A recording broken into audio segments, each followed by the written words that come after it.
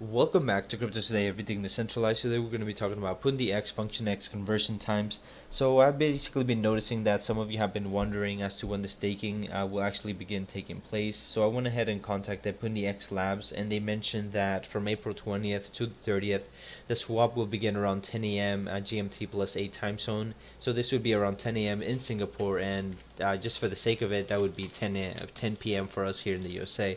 Now, something to keep in mind is that the time zone will actually alternate from 10 a.m. again in Singapore to 6 p.m. In Singapore, and that would be 6 p.m. here. Sorry, that would be 6 a.m. here in the USA for us.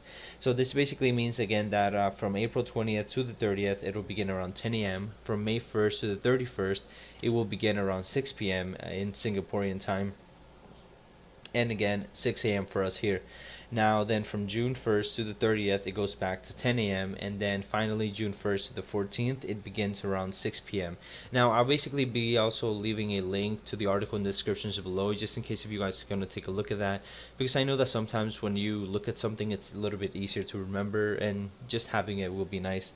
Anyways, something to keep in mind is that if tokens that are not claimed from, let's say like today, not all the tokens are actually claimed through the conversion process, they will actually carry over to the next day, and they will extend the next day's time to more than 24 hours.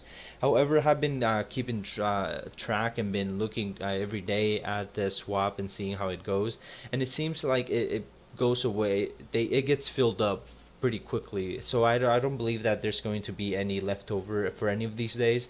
So it's safe to go by these times. However, keep in mind that any of this can change at any time, because PundiX still is able to change the dates if they see fit or something that can work better.